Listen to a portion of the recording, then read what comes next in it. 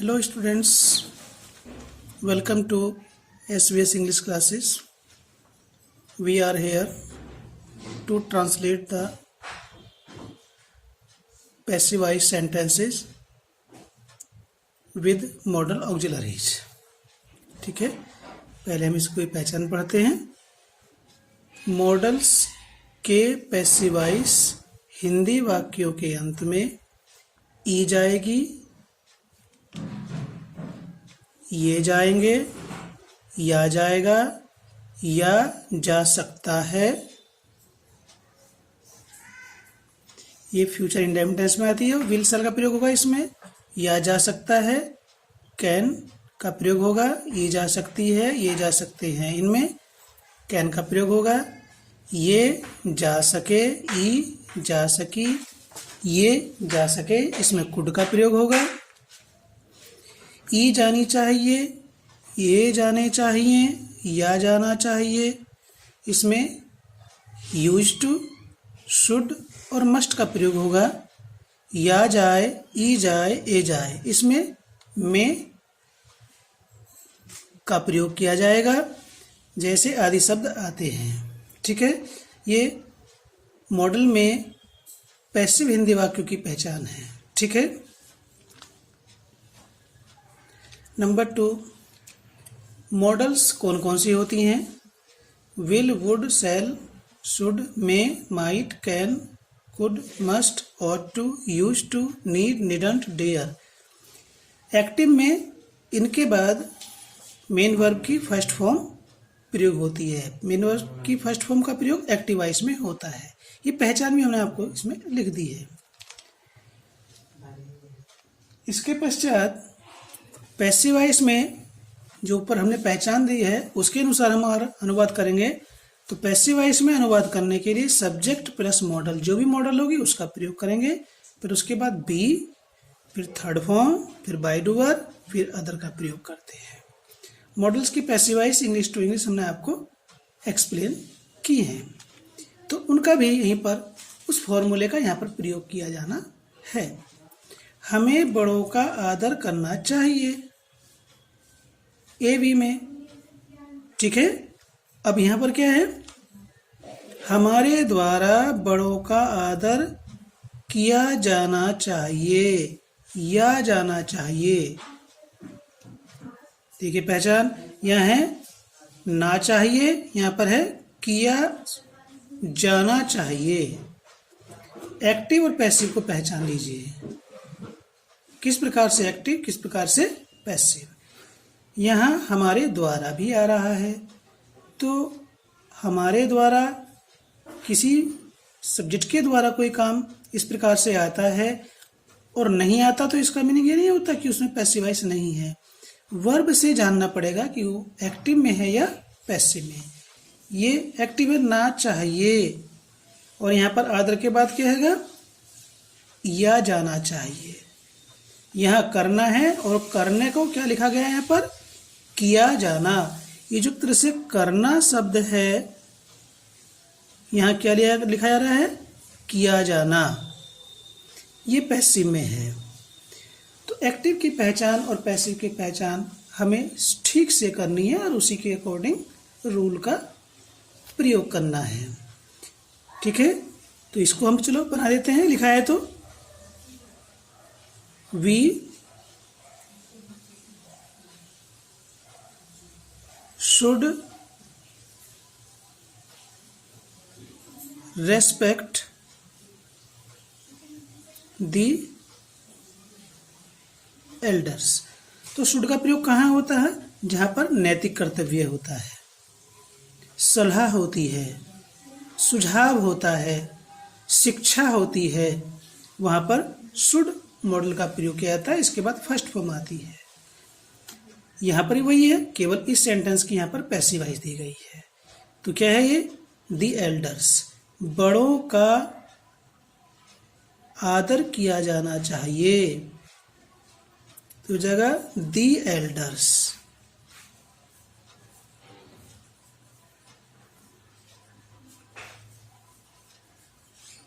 Should be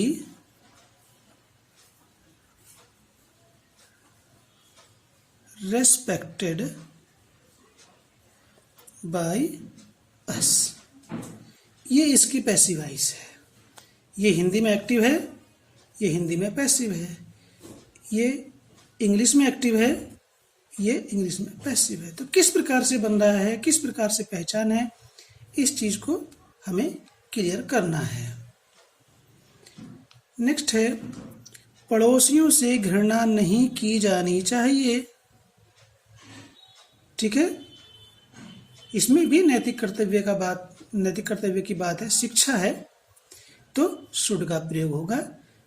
पड़ोसी के लिए क्या आता है, neighbours, NEIGHBOURS, neighbours should not be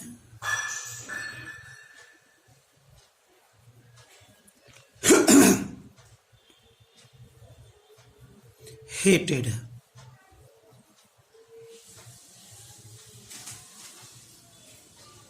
ऊपर वाले में नैतिक कर्तव्य है, इसमें सलाह है, शिक्षा है, तो शुड का प्रयोग कर रहे हैं। नेक्स्ट देखेंगे, इसे सबके द्वारा अवश्य किया जाना चाहिए। अवश्य है तो अवश्य के लिए, अनिवार्य के लिए मस्ट का प्रयोग किया जाता है। तो जो अवश्य है तो यहाँ पर मस्ट का प्रयोग होगा। तो इसे, इट, इसमें जो हमारा सब्जेक्ट बनने वाला है वो इट है। It must be done. अवश्य की जो अंग्रेजी है वो इस मस्ट में है। मस्ट अनिवार्यता को, ठीक है, शो करता है, प्रकट करता है, इसलिए हमने यहाँ पर शुड का प्रयोग नहीं किया। तो इट मस्ट बी डन, सबके द्वारा, bye all.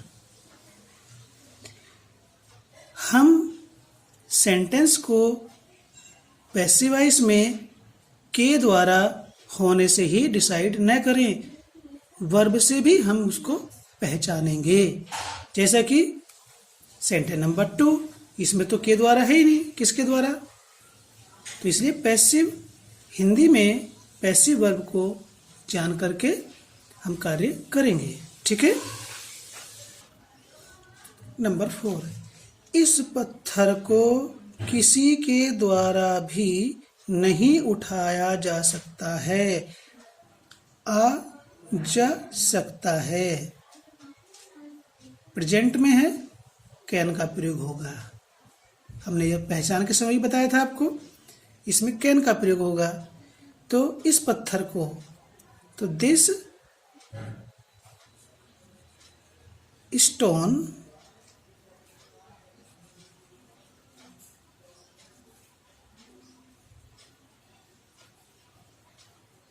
cannot be lifted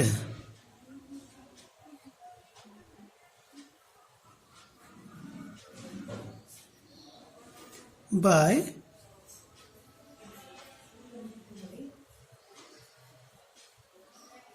anyone।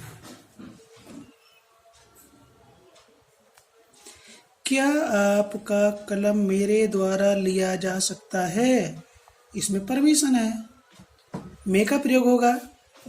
तो मे बोलते हैं ना, may I take your pen, वो सेंस है, उसकी पैसिव वॉइस है इसमें। तो may your pen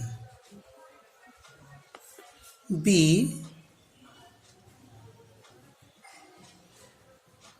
taken by मी।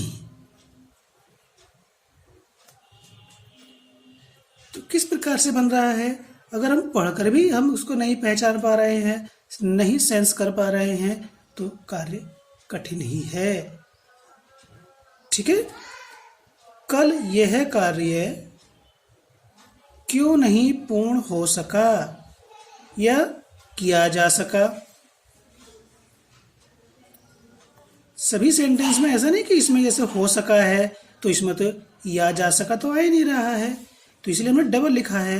कभी कभी नियम के अनुसार बताई गई पहचान से थोड़ा सा हट जाता है, पहचान हट जाती है, लेकिन वो होता उसी में ही है।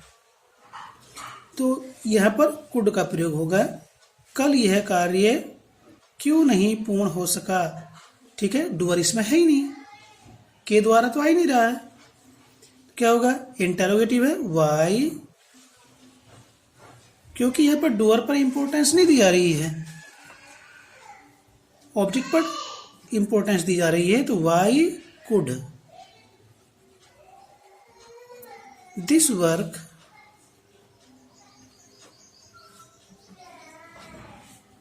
not be completed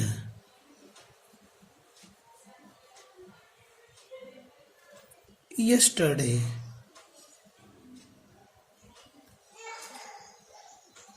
yesterday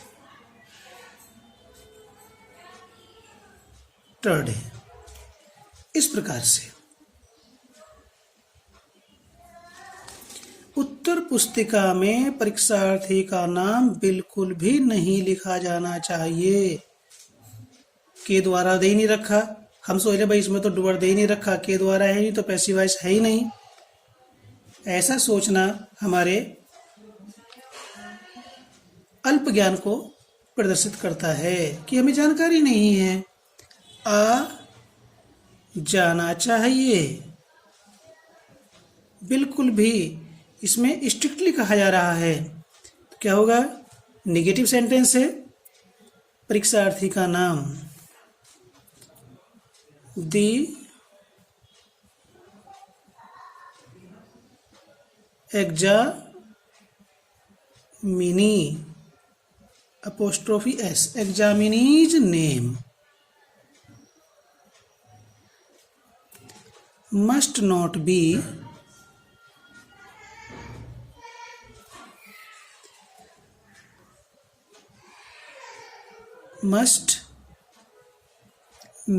be written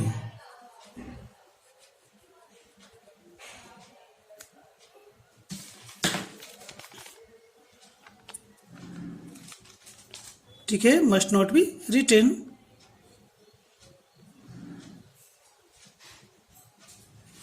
at all, बिल्कुल भी in the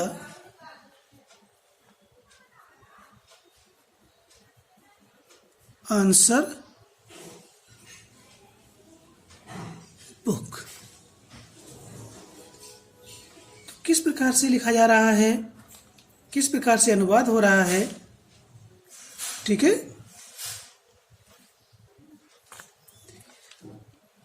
उन्हें कभी माफ नहीं किया जा सकता है, डूअर दे ही नहीं रखा इसमें, ऊपर वाले में नहीं है।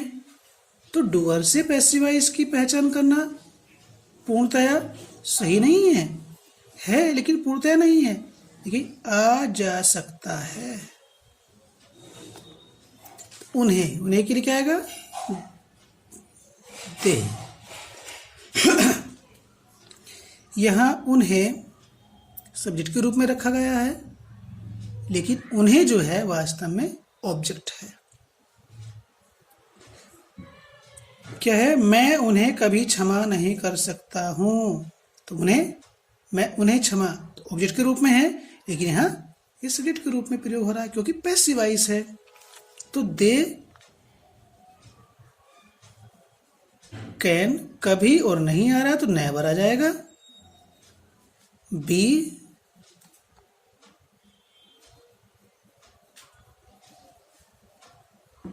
pardoned।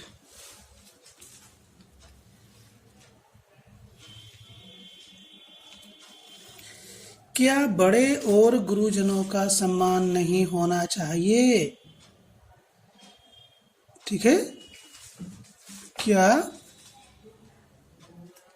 बड़े और गुरुजनों का सम्मान नहीं होना चाहिए या किया जाना चाहिए। अब होना चाहिए तो इसमें तो आ जाना तो आ ही नहीं रहा है, तो इस चीज को भी हमें समझने की आवश्यकता है।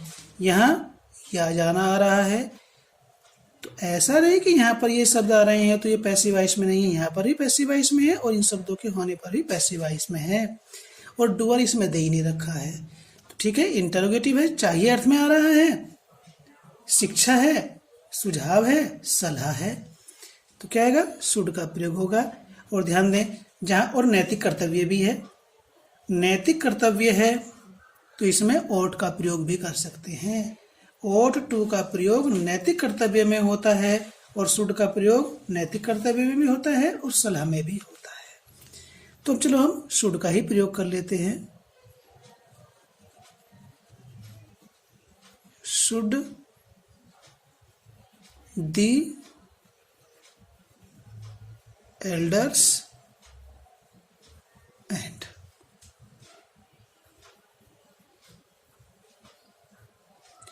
teachers not be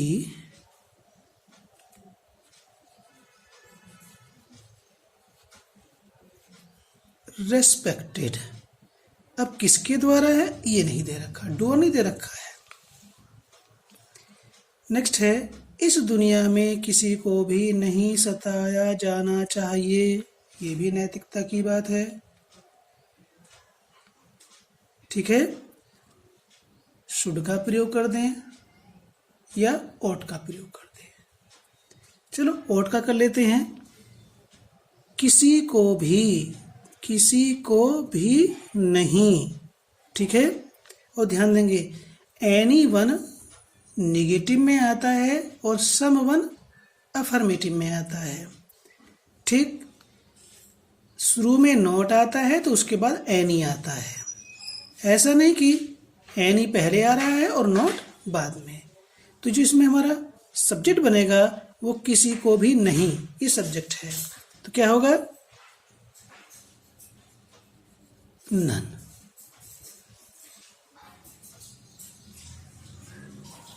ought to be, इसमें इन्फिनिटिव का ought के साथ इन्फिनिटिव का प्रयोग किया जाता है। ये पैसिव इन्फिनिटिव आ रहा है। None ought to be teased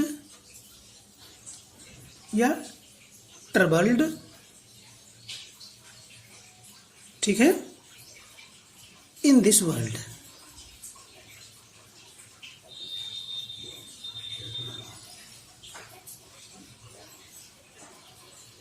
full stop. इसमें जो नहीं आ रहा है ये है not any. Not any, not plus any क्या होता? नन। ठीक है, तो इसलिए यहां पर नॉट का प्रयोग नहीं किया गया है। ये व्यर्थ पदार्थ या अपशिष्ट कहाँ फेंक देना चाहिए या फेंका जाना चाहिए? ठीक है, कहाँ आ रहा है? सेकंड टाइप इंटरोगेटिव है। शुड का प्रयोग है इसमें। चाहिए आ रहा सामान्य अर्थ में है।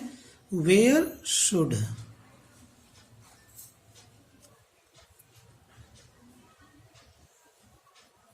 This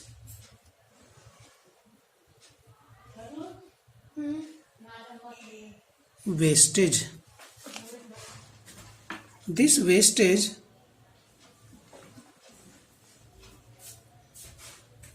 where should this wastage be thrown? Question mark. Yes. Next rule है एक्टिव वॉइस हिंदी वाक्यों के अंत में ना है, ने है, ने है, नी है आता है तो ऐसे वाक्य में सब्जेक्ट की मन की इच्छा और स्वतंत्रता प्रकट होती है, या ऐसे वाक्य सब्जेक्ट की मन की इच्छा और स्वतंत्रता प्रकट करता है। ऐसे वाक्यों का एक्टिव वॉइस में अनुवाद करने के लिए मैंने आपको समझाने के थोड़ा बताया, यहाँ रेफरेंस दिया है। Subject plus is am are was were to plus first form plus object plus other का प्रयोग किया जाता है। लेकिन ऐसे पैसिव वॉइस हिंदी वाक्यों के अंत में या जाना है, ई जानी है, ये जाने हैं, या जाना था, या जाना है, ई जानी है, ये जाने हैं, ये प्रेजेंट में है, इज एम आर का प्रयोग होगा। या जाना था, ये जाने थे, ये पास्ट में है, वाज वर का प्रयोग होगा। ई जानी थी, ये भी पास्ट में ही है। यानी कि बी फॉर्म्स के बाद में इन्फिनेटिव का प्रयोग किया जाएगा। ऊपर एक्टिव इन्फिनेटिव है और नीचे पैसिव इन्फिनेटिव है। देखिए, अनुवाद करने के लिए subject plus is am are present में, वाज वर पास्ट में, और ये आ गया passive infinitive. To plus first form active infinitive होता है, to be plus third form passive infinitive होता है। ये पैसिव इन्फिनेटिव है, पैसिव वॉइस का नियम है। Plus by doer plus other का प्रयोग करते हैं। एग्जाम्पल देखते हैं। ये हमने एक्टिव का लिया है एक सेंटेंस, मुझे गृह कार्य पूरा करना है। तो इसमें जो सब्जेक्ट है उसके मन की इच्छा है, स्वतंत्रता है, अपने मन से काम करना है उसको, ठीक है। किसी का कोई दबाव या व्यवस्था या अनिवार्यता नहीं है। तो ऐसे वाक्यों के अंत में क्या आता है? ना है आता है, ठीक है। नीचे देखेंगे, यहाँ पर भी ना है आ रहा है, लेकिन पूरा के बाद सीधा करना है। यहाँ पर है पूरा किया जाना, या जाना। या जाना पैसिव की पहचान है और केवल ना एक्टिव की पहचान है। यहाँ पर है मेरे द्वारा गृह कार्य पूरा किया जाना है। तो हम पहले इसको चलो एक्टिव को बना देते हैं। I am to complete the homework. इसकी ये पैसिव वॉइस है जो हम बना रहे हैं। दी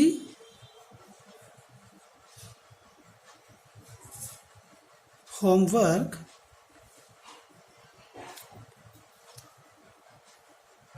के अनुसार ई जाएगा। ये जो टू कंप्लीट एक्टिव इन्फिनेटिव है, इस इज के बाद में ये to be completed passive infinity बन जाएगा, ठीक। बाय मी।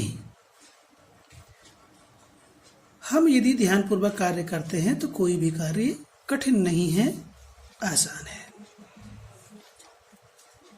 उसके द्वारा मेरी सहायता की जानी है। मेरी सहायता है की जानी द्वारा उसके। तो I am help, I am to be helped by him.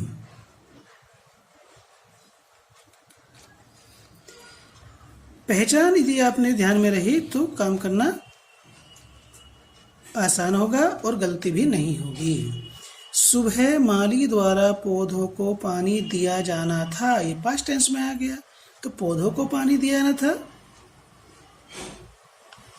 Plants बहुवचन है तो वर टू बी। यदि आपने वर वाटर्ड कर दिया तो पास्ट इनडेफिनिट टेंस से पहुंच जाएगा। इन्फिनिटिव का तो आपने झंझट खत्म ही कर दिया, ठीक है। तो फिर उसमें ये होता, माली द्वारा पौधों को पानी दिया गया था। दिया गया नहीं है, दिया जाना। और जाना किस में आता है? इन्फिनिटिव में आता है। जाना ना नैनी इन्फिनिटिव में आता है, ठीक है। तो plants were to be watered by the gardener. सुबह इन द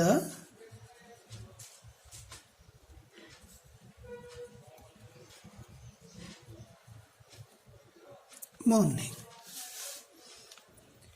ये कमरा नौकर द्वारा साफ नहीं किया जाना है, प्रेजेंट में आ गया। नेगेटिव है तो this room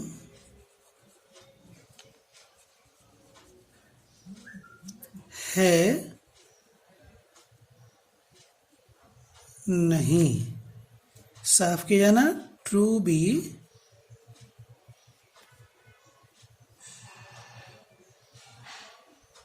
cleaned by the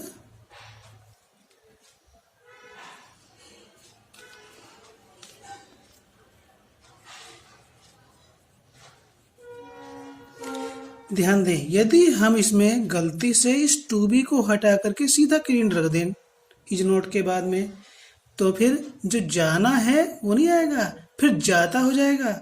ये कमरा नौकर द्वारा साफ नहीं किया जाता है। यदि टू बी हट जाए तो जाना से जाता है हो जाएगा। कितना अंतर आ जाएगा मीनिंग में।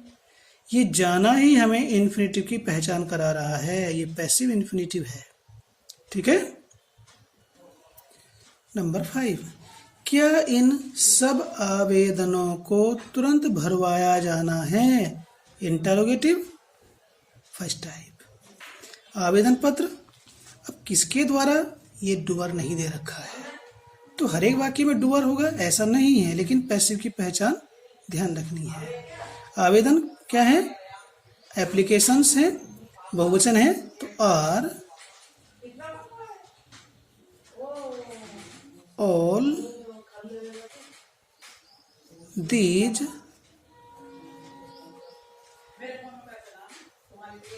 applications, जो EMR के बाद टू बी आ रहा था पैसिव वॉइस में, अब ये आर तो बाहर आ गया, ठीक है ना, तो यहाँ पर टू बी आ जाएगा। टू बी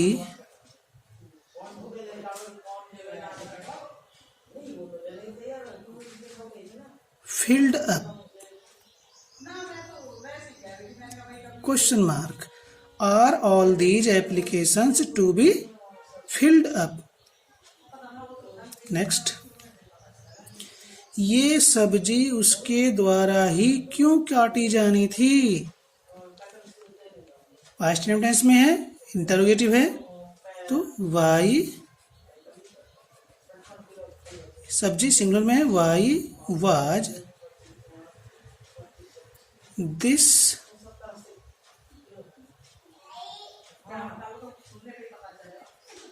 वेजिटेबल, क्यों थी यह सब्जी काटी जानी?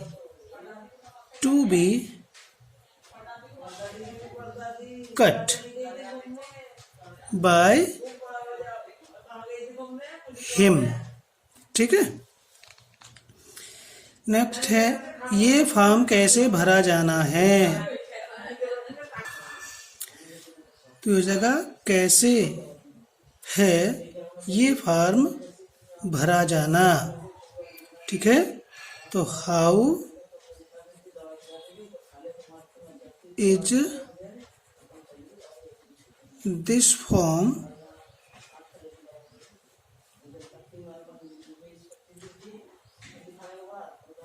to be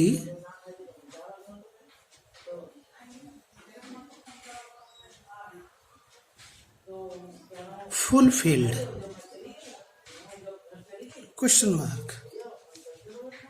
ठीक है, ये आपको एक्सप्लेन किए। इसका मॉडल्स का ही हम एक पार्ट और तैयार कर रहे हैं, क्योंकि ये ज़्यादा वीडियो लंबी हो जाएगी। ठीक है, I hope the sentences I have explained will be clear to you. So learn the rules, study the examples and watch the video again and again till the topic is not clear. जब तक topic clear ना हो, rules को learn करो, examples study करो और video को देखो। ठीक है, तभी हमारा ये काम इजी होगा। Okay, thanks.